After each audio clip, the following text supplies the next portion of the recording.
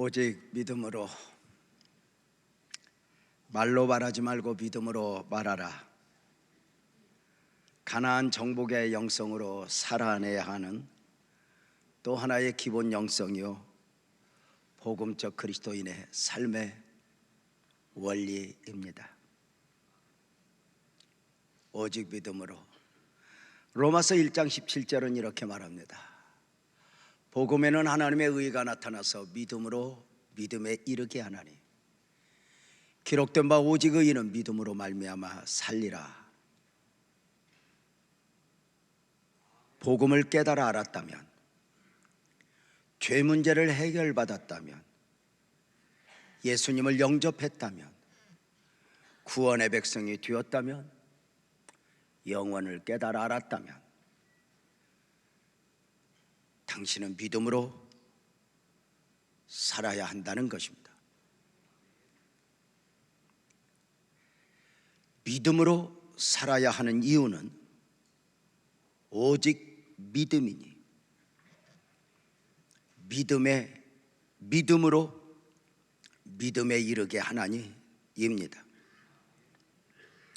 내가 왜 믿음으로 살아야 합니까? 물을 때 논리적으로, 이성적으로 설명될 수 없다는 것입니다. 오직 믿음으로만 믿음에 이르게 되는 것이니 복음이 믿어지는 것은 축복입니다. 어느 날 그 믿음이 내 안에 선물로 안겨진 것입니다. 우리 모두가 바보가 아닙니다. 다 우리들 중고등학교 시절에 진화론을 배웠습니다. 과학을 배웠습니다. 세계사를 배웠고 다 배웠습니다. 그럼에도 불구하고 어느 날 창조주 하나님의 은혜가 내 안에 선물로 들어왔습니다.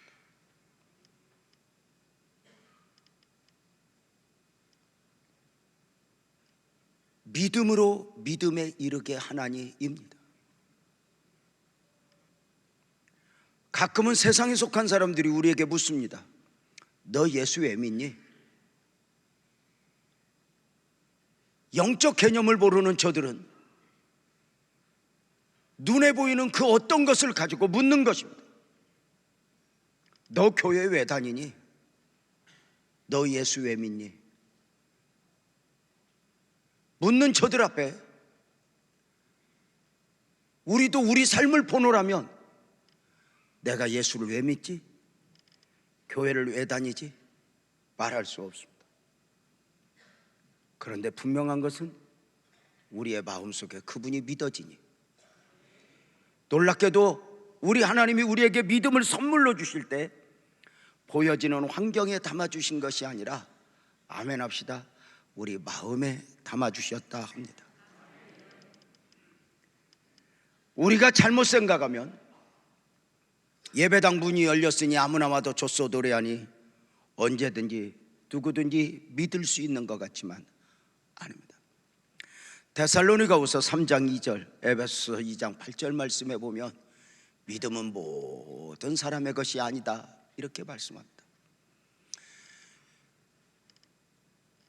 너희는 그 은혜에 의하여 믿음으로 말미암아 구원을 받았으니 이것은 너희에게서 난 것이 아니요 하나님의 선물이다 말씀해 주십니다. 믿음은 누구나의 것이 아닙니다. 하나님이 그 눈을 열어주지 아니하시면, 하나님이 그 마음을 열어 믿음을 선물로 주니 아니하시면 그가 누구여도 믿음이 믿음될 수 없는 것입니다. 종종 우리 주변에 보면 믿어보려고 그렇게 애쓰지만 믿어지지 않아 힘든 시간을 보내는 분들이 종종 있음을 봅니다.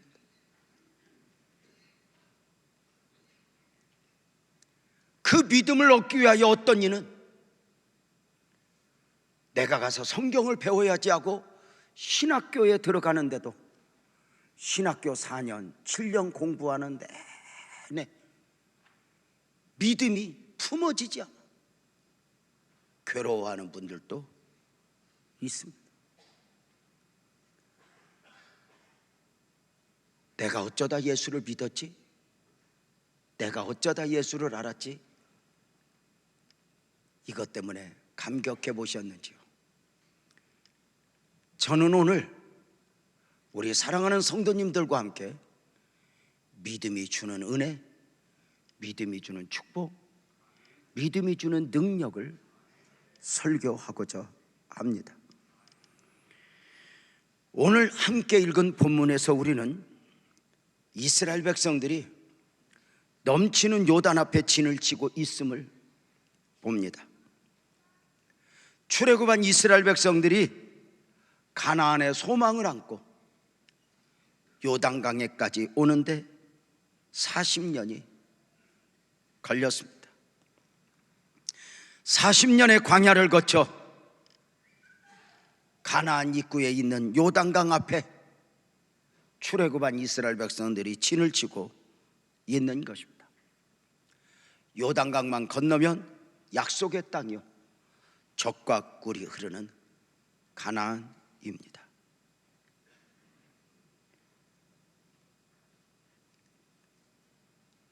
이스라엘 백성들이 꿈에도 그리던 가나안에 들어가기 위해서는 선택의 여지 없이 요단강을 정복해야 했습니다.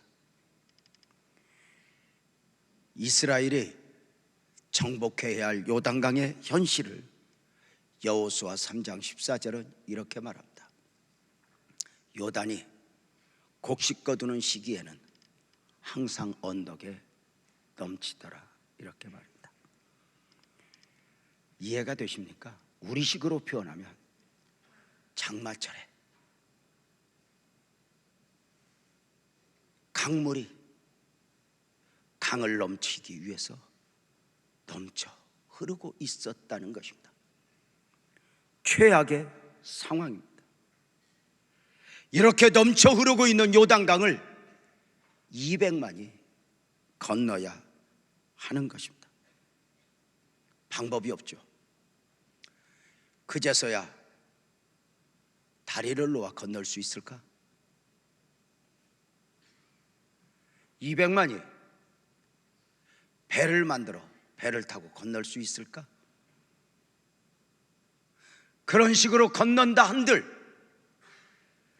세계에서 가장 강력한 군대인 가나안 7부족이 들어와 우리 함께 살아갑시다 하고 문을 열어줄까?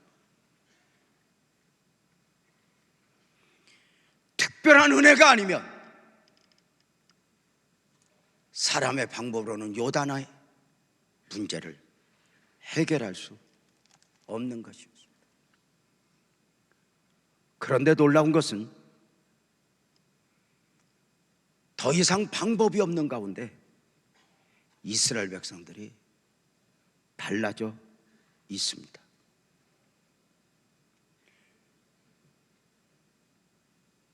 넘치는 요단 앞에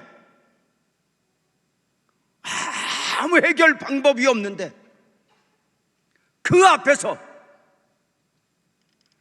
하나님의 역사를 기다리고 있습니다. 이스라엘이 어느 순간 요단을 건너 가나안에 들어갈 수 있을 만큼 가나안 정복의 사명을 감당할 수 있을 만큼 성장한 것입니다. 광야 40년의 삶을 통해 이스라엘 그 40년의 연수만 채운 것이 아니라 하나님의 사람으로, 믿음의 사람으로 성장한 것입니다. 출애굽한 이스라엘 백성들을 광야에 두시고 그 이스라엘 백성들이 바라는 바람과 하나님의 기대가 달랐습니다. 이스라엘 백성들은 하루라도 빨리 광야의 고난을 끝내고 가나안에 들어가는 것이 소망이었습니다. 그러나 하나님은 이스라엘 백성들을 광야에 두시고 그 광야에서 가나안을 정복할 수 있을 만큼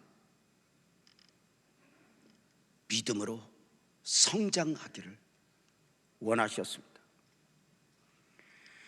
성장하지 못한 가운데 이스라엘 백성들이 가나안에 들어가면 가나안도 가나안이 아니게 되기 때문입니다.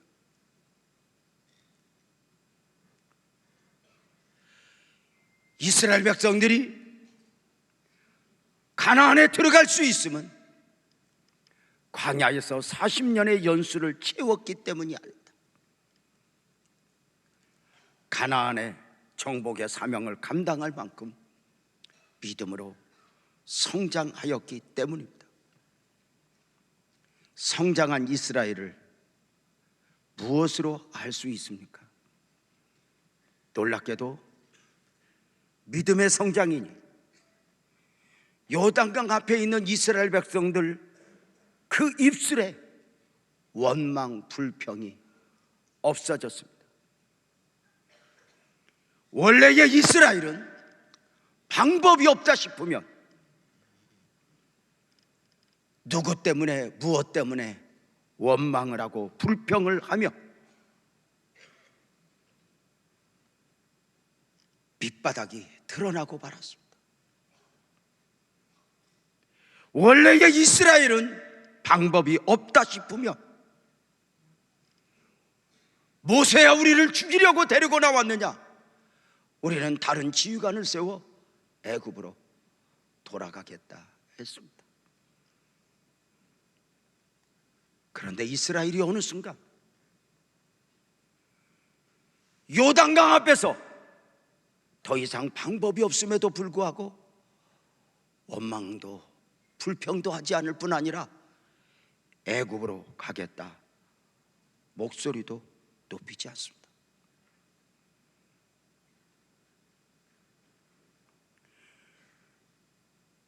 어느 순간 성장한 것입니다.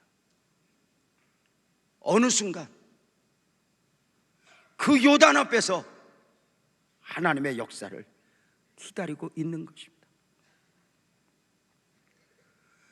40년 광야 생활 동안 안타깝게도 이스라엘 백성들은 매일매일 구름기둥 불기둥의 인도를 보면서 만나를 먹으면서 반석에서 솟아나는 샘물의 은혜를 마시면서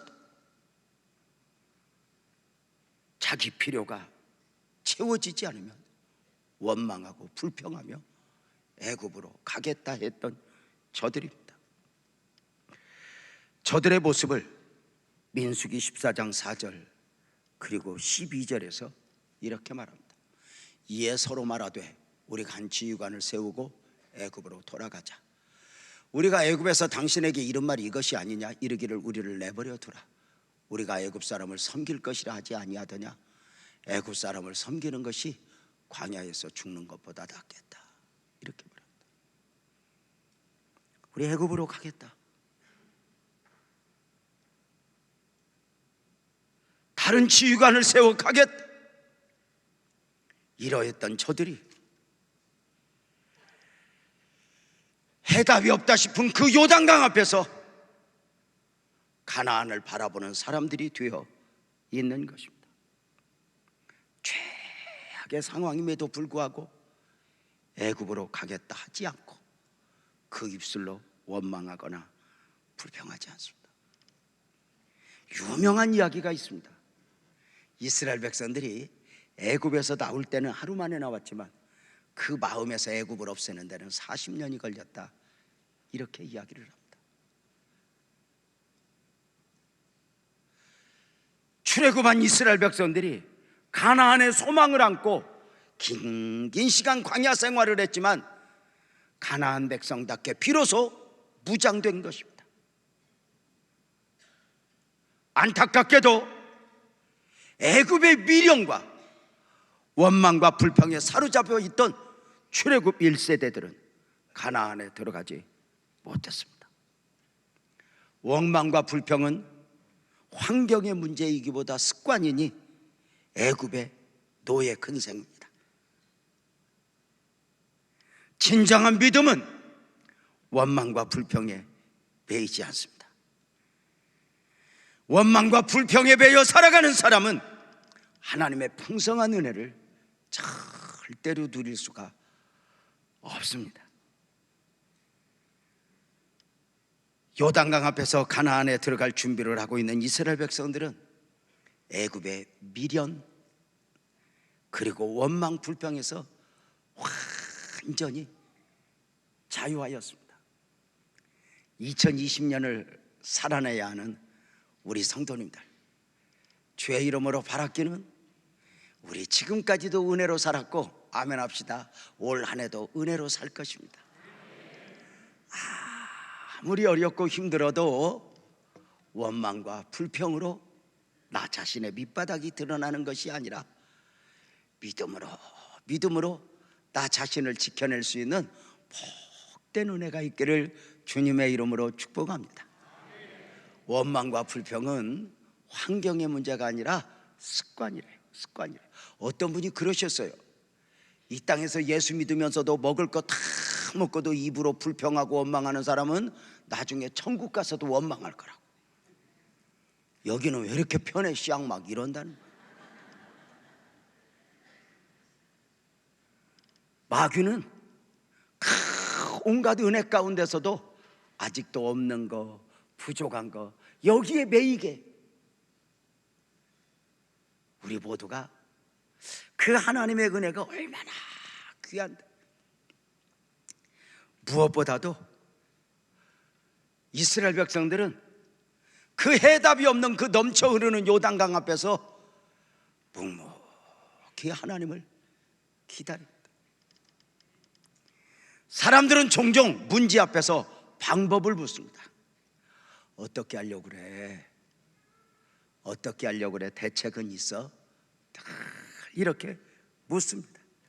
그래서 우리 그리스도인들을 가만히 보면 우리가 믿음으로 산다고 말하지만 믿음으로보다는 대책이 없는 믿음을 원하지 않습니다.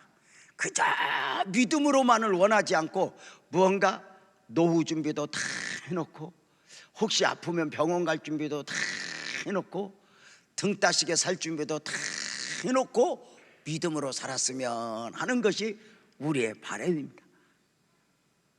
그래서 대책 없는 믿음 원하지 않습니다. 뭔가 자기 문제는 해결하고 믿음으로 살기를 원하지만 때로는 그러하지 않아요. 우리가 얼마나 순간순간 머리가 잘 돌아가는지 몰라요. 저도 목사고 우리 부목사님들도 목사인데 우리 목사님들이 이제 소명을 받고 어느 날 갑자기 이제 신학대학에 들어가서 공부를 해야 될 때가 와요. 그러면 그 부르심의 소명 앞에서 아멘하고 바로 가기보다는 뭔가 좀 대책을 세워놓고 신학교 가기를 원해요. 그래서 공부하는 한 7년 동안 학비도 좀 벌어놓고 열심히 일해서 벌어놓고 또 7년 동안 공부할 동안 우리 식구들 또 자식 새끼들 학비도 돈 참 이렇게 해결해놓고 공부만 하고 싶어서 이렇게 이제 직장을 새로 들어가든지 열심히 일을 해서 벌어놓는 게 아니라 있는 돈도 다 까먹고 완전히 주님의 은혜가 아니면 안 되는 사람으로 만들어서 그제서야 신학을 가게 돼요. 참 우리 주변에 보면은 유난히 기도하는 사람은 믿음 좋아서 하는 것 같아도 그거밖에 할 것이 없어서 그렇게 믿음으로 사는 사람들 보면 믿음으로 사는 것 말고는 방법이 없어서 믿음으로 사는 경우들이 얼마나 많은지 몰라. 그러나 은혜 아니면 단 하루도 살 수가 없어. 믿음 아니면 살아갈 수 없어. 아무것도 몰라. 그래서 우리가 한때 많이 불렀던 노래, 이런 노래 좋아했었잖아. 지금은 싫어해. 내일 일은 난 몰라요, 하루하루 살아요, 불행이나 요행함도 내 뜻대로 못해요. 이런 노래 하면은 옛날에 아무 방법이 없을 때는 눈물을 흘리며 주님 그래요, 나 내일 일은 몰라요, 은혜로 살아요 그랬는데 이제는 우리는 그런 노래 안 좋아해.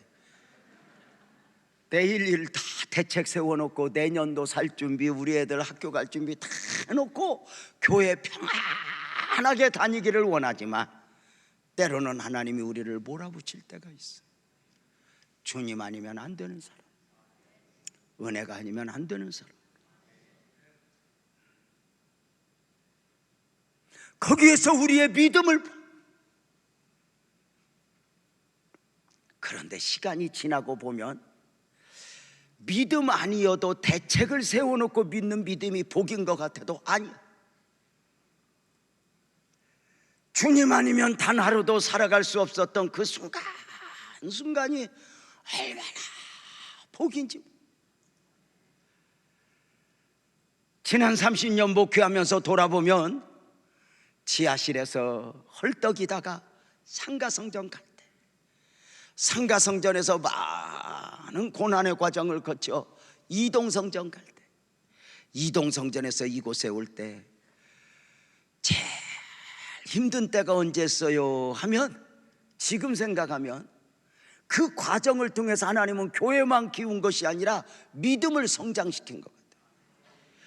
무엇이라도 감당할 만큼 하나님은 우리에게 무엇을 주실 때 가만히 보면 돈을 안 줘요. 돈을 안 줘요. 그냥 감동을 주고 믿음을 요구해요. 하나님은 자기가 돈이 없어도 되니까 우리도 없어도 되는 줄 알고 늘 그렇게 감동을 줘요. 그래서 한 번도 지하실에서 상가에서 이동성전 갈 때, 이쪽으로 올 때 여유가 있어 본 적이 없어요. 그래서 그 중에 참 힘들었던 데가 언제냐면 그 지하실에서 그 믿음의 껍질을 열어가며 그 믿음을 성장시킬 때인 것 같아요. 지하실이 부흥되면서 얼마나 하나님의 은혜를 구했는지 몰라. 하나님의 은혜를 구했는지. 여러분, 지하실에서 목회하면 정말 어려운 사람들도 많이 와요. 제가 이렇게 교회이니까 이렇게 곱게 이야기하지, 신학생들이나 목사님들하고 원색적으로 나눌 때 보면은 이렇게 표현해요. 오해하지만 지하실에서 교회 개척하면 성도가 꼭 지하실 같은 것들만 온다고. 멀쩡한 건 하나, 업어서 내려오고 업어서 못 얻어 주고, 하여튼 이런 사람들 많이 오는데 그들을 보면서 지켜보는 것 같아. 거기서 막 기도해. 하나님 지상성전 주세요. 여기가 부흥됐어요. 지상성전 주세요. 막 기도하는데 하나님이 기적같이 빌딩에 있는 그 예배당을 계약하게 했어요. 얼마나 좋은지. 당시 1억 8천, 세금까지 2억인데 돈은 없어. 그러니까 돈은 안 줘, 하나님. 그래서 이제 머리가 돌아가는 거야. 머리가 돌아가는데 다 너도 나도 보면 어쩌면 그렇게 다 새빵 사는 사람들로 무장되어 있어. 그 중에 집 가진 사람이 둘이 있어. 집사님들이 야, 저 두 가정에서 조금만 보태면 되겠다. 그래서 이제 계약하고 와서 대체교회를 했어. 우리 집에 모여서, 여러분 우리가 그동안 기도했던 대로 하나님이 예배실을 주셨습니다. 어떻게 할까요? 그랬더니 그 집 가진 두 분이 이렇게 말해. 목사님, 우리는 여기서 손 들겠습니다. 목사님 가만히 보니 이 정도에서 끝낼 양반은 아니고 점점 더 큰 일을 벌릴 것 같은데, 그분들이 믿음이 좋았나 봐. 나도 모르는 나를 알고 있었어. 그러더니 우리 여기서 그만두겠습니다. 그리고 두 분이 나가는데 집 있는 둘은 나가고 집 없는 것들끼리 모여서 하나님 어떡해요, 하나님 어떡해요, 맨주먹을 만들어 놓고 기도를 받아, 눈물을 받아. 하나님 어떡해요, 어떡해. 그러면서 그 하나님이 믿음을 키워 이렇게 믿음을 키워.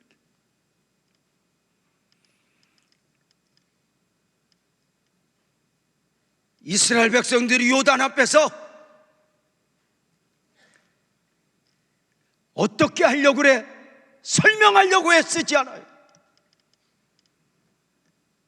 저들은 어느 순간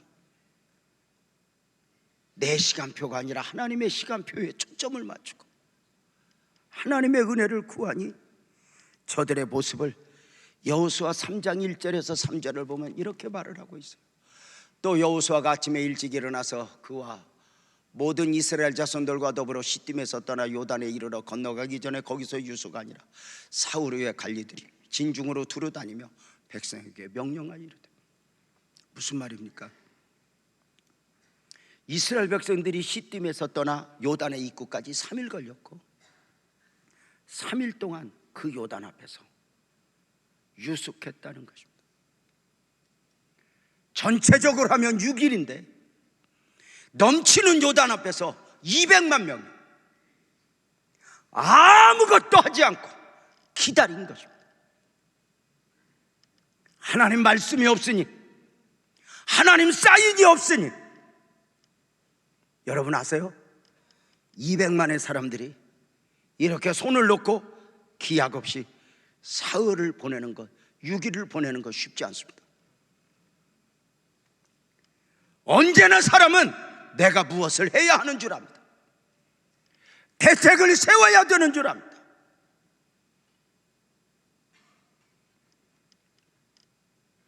그러나 성경은 종종 잠잠하라 기다리라 하시네.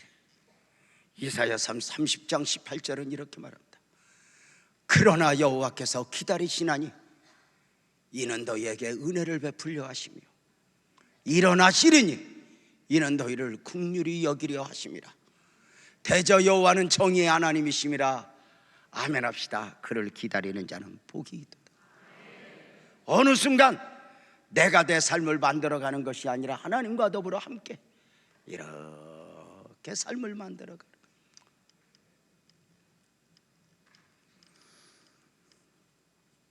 넘치는 요단 앞에서 기다려요. 이스라엘 백성들이 성장하고, 그런데 놀라운 것은 그냥 기다리는 게 아니에요. 모세에게 배웠던 대로 기도하며 기다려요. 놀랍게도 그 넘치는 요단 앞에서 기도할 때 하나님이 요단강 물이 잦아들게 해주세요, 환경의 변화를 기다린 게 아니에요. 그 앞에서 하나님의 사인을, 하나님의 말씀을 기다려. 이스라엘 백성들이 광야 40년 동안 그 인생을 살면서 배운 게 있어요. 원망 불평해도 소용없다는 거 배웠고, 결국 말씀대로 되니 믿음으로가 축복이라는 것을 배웠던 거죠. 요단강 앞에서 하나님을 기다리는 사람들로, 요단강 앞에서 방법을 찾는 사람들이 아니라 말씀을 기다리는 사람들로 기다리는 거예요. 많은 일들 가운데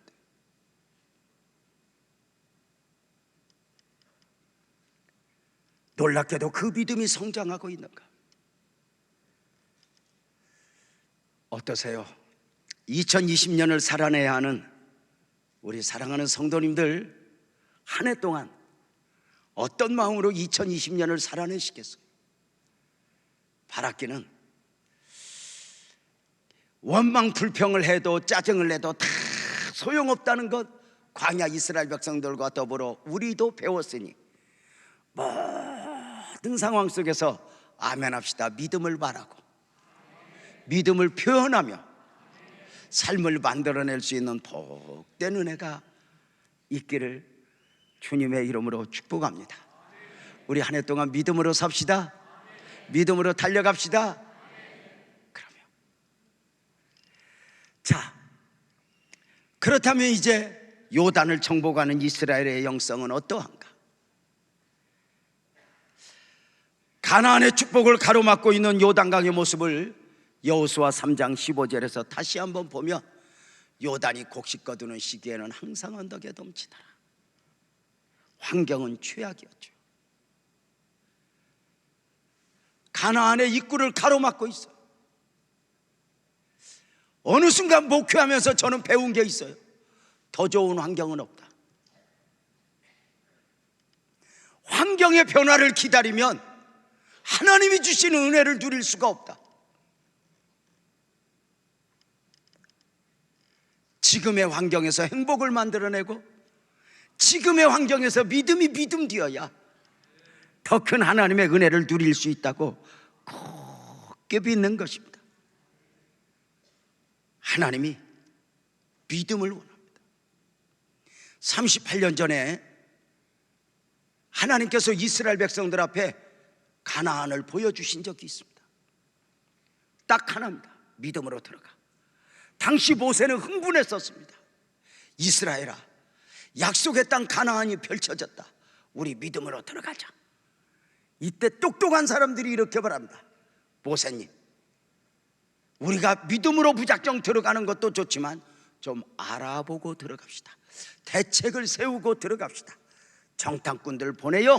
지형지목을 살피고 어디에 군대가 있나, 어디에 무엇이 있나 대책을 세우고 들어갑시다. 이때 모세는 저들에게 이야기합니다. 백성들아, 우리가 언제 출애굽할 때 대책을 세우고 출애굽했나? 홍해를 건널 때 대책을 세웠는가? 지금까지 우리가 대책을 세웠는가? 믿음으로 가자 하지만 논리적으로 정탐꾼을 파송하자 해서 파송하게 됩니다. 그런데 다녀온 결과 저들은 광야 38년을 방황하게 합니다. 아직 가나안의 축복을 품을 만큼 믿음이 성장하지 못한 것입니다. 가나안의 축복을 감당할 만큼 믿음의 성장을 이루지 못한 것입니다.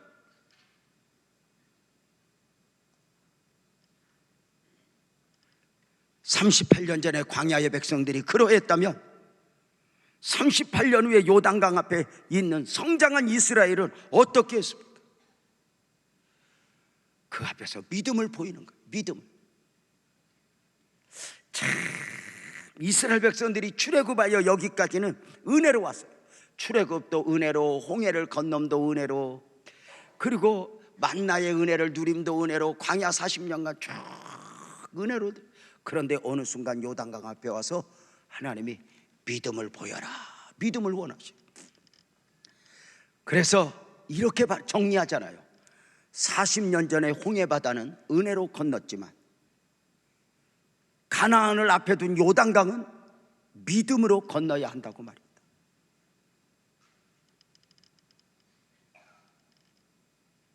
지금까지는 은혜로 왔지만 이제는 믿음을 보여라.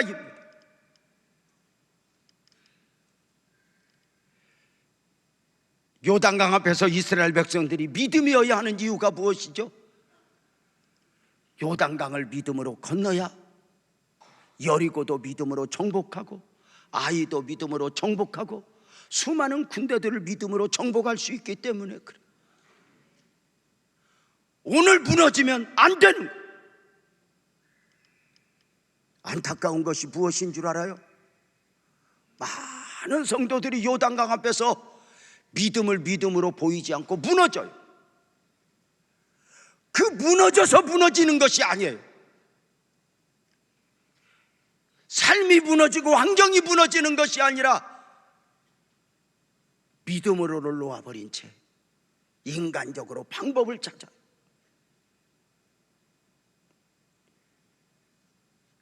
우리가 신앙에 있어서 가장 큰 함정 중에 하나가 무엇이냐면 믿기는 하나님을 믿고 기대는 사람에게 하는 거예요. 여러분, 이것은 엄청난 함정이죠. 기도는 하나님께 하고 응답은 사람을 통해 기다리는 거예요. 얼마나 그 순간순간 그 연약함이 드러나는지 몰라요. 언젠가 목사님 한 분한테 얼마나 전화가 오는지 몰라요. 급하게 무슨 일이 있나 싶어서 교회 카페에서 만났어요. 내 손을 잡고 눈물이 그렁그렁해요. 왜 왔냐니까 응답받고 왔대. 무섭거든요. 그래서 응답을 주신 양반한테 가지 왜 나한테 왔냐? 그랬더니 응답을 주신 하나님이 나한테 가라고 그랬대. 그래서 나한테 가라고 어떻게 하더냐? 그랬더니 5억이 필요해서 기도를 막 하는데 기도할 때 목사님이 싹 지나갔대.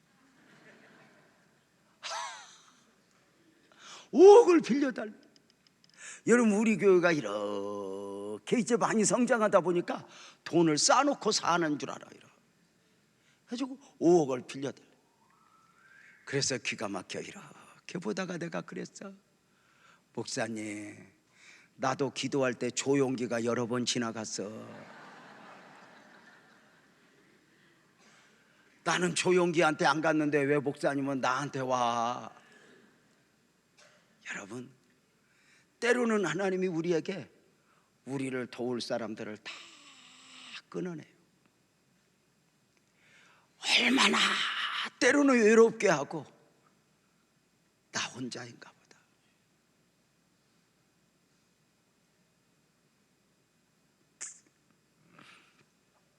그러나 분명한 것은 오늘 요단강을 믿음으로 이겨야 되는 이유는 우리는 요단강만 보지만 하나님은 여리고도 이겨야 하기에, 아이도 이겨야 하기에, 가나안 7 부족도 믿음으로 이겨야 하기에, 아멘 합시다. 오늘 이 요단강의 문제도 믿음으로 이겨라. 오늘 믿음이어야 내일도 믿음이지. 지금 믿음이어야 내일도 믿음이지. 지금의 문제 앞에서 무너져 인간적으로 접근하면 나중에 큰 문제 앞에서 손을 들게 돼. 그래서 나는 우리 온 성도님들이 한 해 동안 무슨 일을 만나든지 문제 해결을 어떻게 할 게보다 문제 해결을 어떻게 해야 하나도 있지만 더 중요한 것은 그 문제들 앞에서 크게 아멘 합시다. 믿음을 보일 수 있는, 믿음을 표현할 수 있는 복된 은혜가 있기를 주님의 이름으로 축복합니다. 이제 요단을 정복하는 원리를 보면 이제 한 해 동안 우리가 어떻게 살아가야 하는가? 먼저 하나님의 말씀으로 앞서게 하라. 그래서 여호수아 3장 3절 4절을 보면 이런 말씀이 나와요. 백성에게 명령하여되 너희는 내 윗사람 제사장들이 너희 하나님 여호와의 언약궤 매는 것을 보거든 너희가 있는 곳을 떠나 그 뒤를 따르라. 그러나 너희와 그 사이 거리가 2000규빗쯤 되게 하고 그것에 가까이 하지는 말라. 그리하면 너희가 행할 길을 알리니 너희가 이전에 이 길을 지나보지 못하였음이니라 하니라 하면서 하나님께서 요단강을 건너는 원리를 말씀해 주시는데, 제사장들이 언약궤를 메고 요단강에 들어가거든 너희는 제사장들에게 가까이 하지 말고 멀찍이 떨어져서 그 제사장들의 언약궤가 요단 앞에 들어가는 것을 보고 아브라함이 말씀을 쫓아가듯 말씀을 따라가듯 너희도 그 말씀을 따라가라, 이렇게 말하고 있는 거예요. 자, 그것에 대하여 여호수아 3장 8절 11절은 이렇게 또 말하잖아요. 너는 언약궤를 맨 제사장들에게 명령하여 이르기를 너희가 요단 말가에 이르거든 요단에 들어서라 하라. 보라, 온 땅에 주의 언약궤가 너희 앞에서 요단을 건너가나니, 이렇게 말하는데 놀랍게도 제사장들이 요단을 건너간다고 말하지 않고 말씀을 중심으로 언약궤가 건너간다고 말하고 있어요.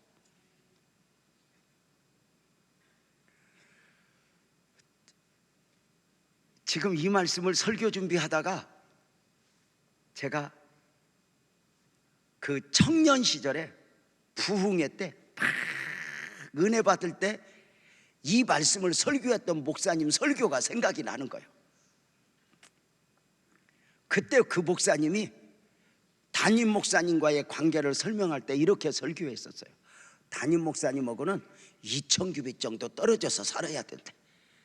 그게 뭐냐면 2000규빗이면 1km인데 목사님이 이렇게 하라 언약궤를 베고 설교하거든 2000규빗쯤 떨어져서 선포되어지는 말씀 앞에만 아멘 하고 살아가래.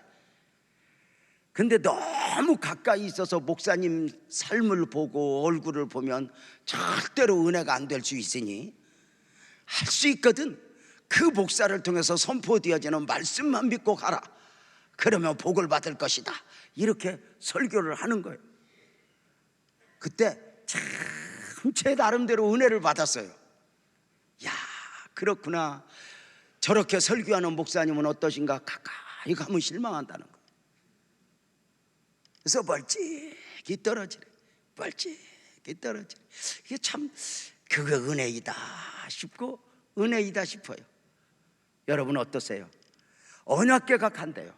나는 올 한 해 여러분들 주의 이름으로 바라기는 능력 있는 목사가 선포하고 이것이 아니라 선포되어지는 말씀을 붙들고 한 해 동안 아브라함이 여호와의 말씀을 따라갔듯 삶을 만들어낼 수 있는 복된 은혜가 있기를 주님의 이름으로 축복합니다. 그 순간순간 이제 요단 앞에 기적이 일어나야 되는데 어떻게 일어났을까? 제사장들이 언약궤를 베고 들어가는 모습을 여호수아 3장 15절을 통해서 다시 한번 확인하면 이렇게 말해요. 요단이 곡식 거두는 시기에는 항상 언덕에 넘치다라 궤를 맨 제사장들이 요단에 이르며 궤를 맨 제사장들의 발이 물가에 잠기자. 이렇게 무슨 말이냐면 넘치는 강물 앞에 요단강 물 앞에 하나님의 말씀을 믿고 어깨에 말씀을 메고 제사장들이 믿음으로 걸어가라는 거예요. 근데 만약에 걸어갔는데 발이 물가에 잠기자 요단강이 갈라지는 거예요. 만약에 안 갈라지면 죽는 것이니 하나님의 말씀을 믿고 내일 일은 날 못 날려 죽으면 죽으리다 믿음으로 걸어가는 거예요. 여러분 한번 물어보자.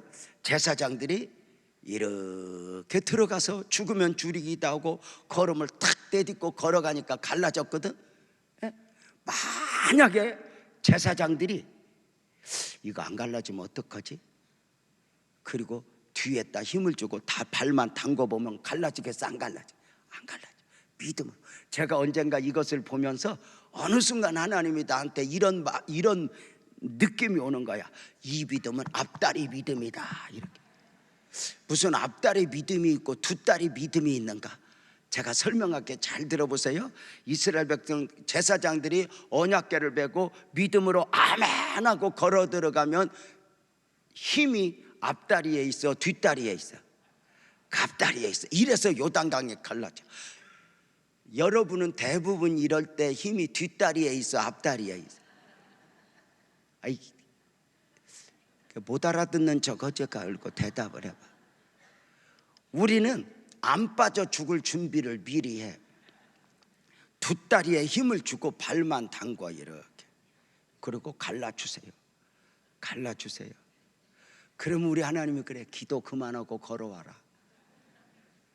기도 그만하고 믿음을 보여라. 근데 우리는 때로 그러하지 않아요. 뒷다리에 힘주고 기적이 안 일어나도 은혜가 아니어도 될 준비를 다 하고 살아요. 사랑하는 여러분, 골리앗을 향하여 달려가는 다윗도 앞다리 믿음이었어. 사자굴 앞에 다니엘도 풀무 앞에 사드락과 메삭과 아벳느고도 앞다리 믿음이었어.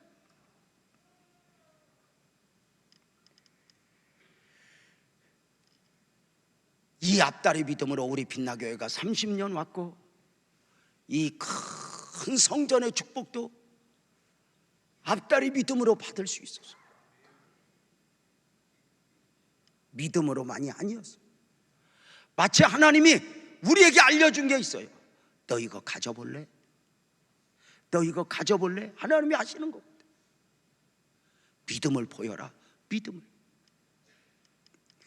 그래서 그 믿음을 연습하는, 이렇게 앞다리입니다. 하나님이 중간중간 이렇게 우리를 시험하실 때가 얼마나 있는지 몰라요. 제가 서울에 있을 때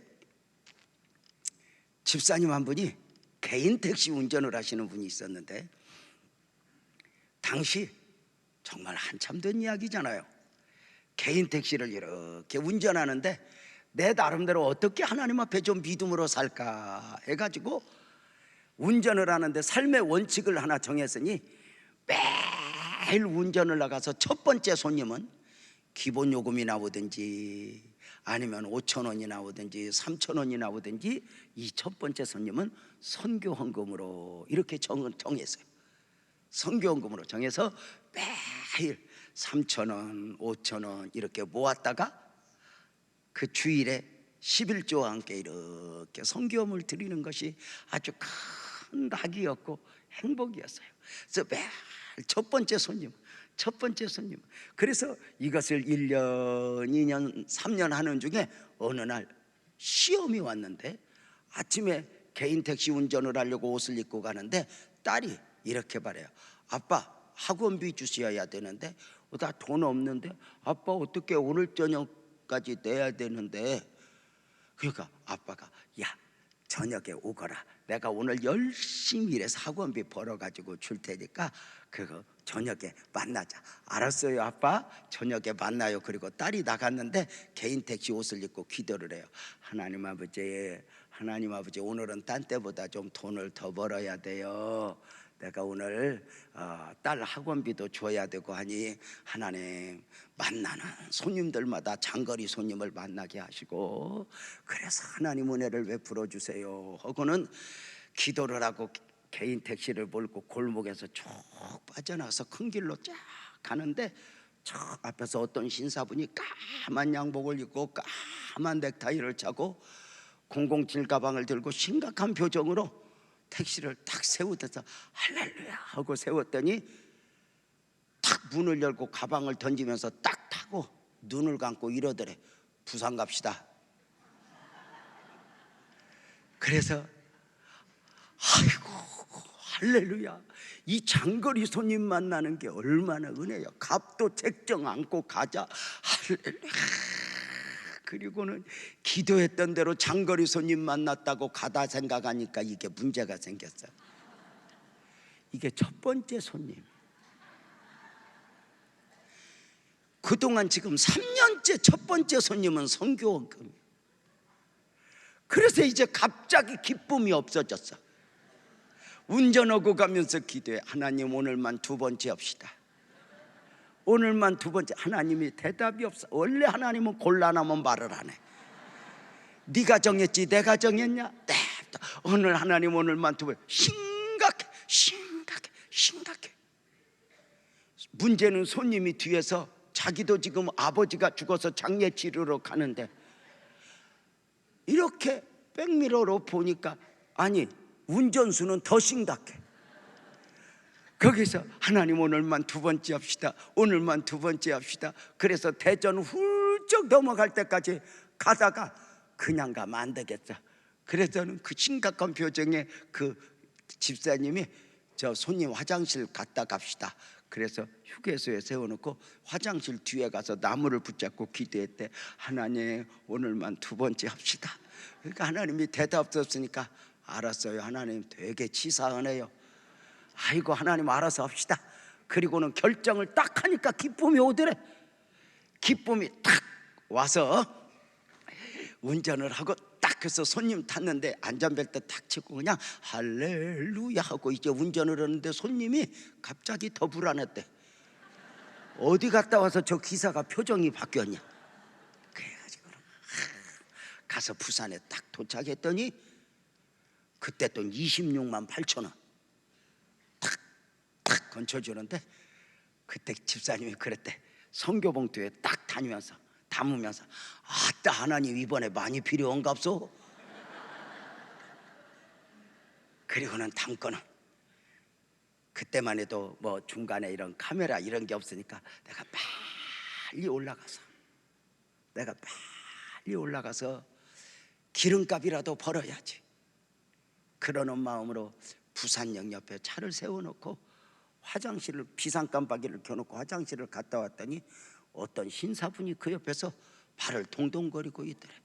그래서 이거 서울차냐고. 그래서 서울차라고 하니까 이거 탑시다. 그러니까 이거 부산차 아니라 못 태운다. 그러니까 아이 탑시다, 올라가는 거면. 그래서 엉겹결에 태우고 서울을 오는 중에 왜 이거 탔냐니까 바이어를 만나러 서울을 가야 되는데 비서 보고 며칠 전에 표를 끊으러 왔더니 와서 보니까 어제 걸 끊어갖고 표가 없어서 발을 동동동동 구리고, 하나님, 이분도 집사님이야, 하나님 나 오늘 가야 되는데 어떻게. 그랬더니 밑으로 내려가라 그러더래. 그래서 내려갔더니 비상깜빡이가 깜빡깜빡 켜고 있으니까 이거다 그러더래.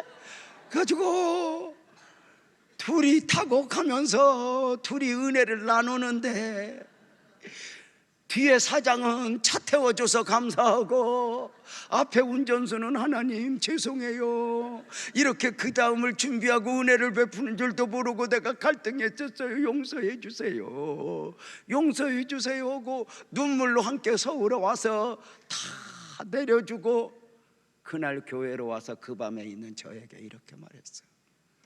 전도사님, 내가 오늘 하나님 만났다. 내가 하나님 만났다.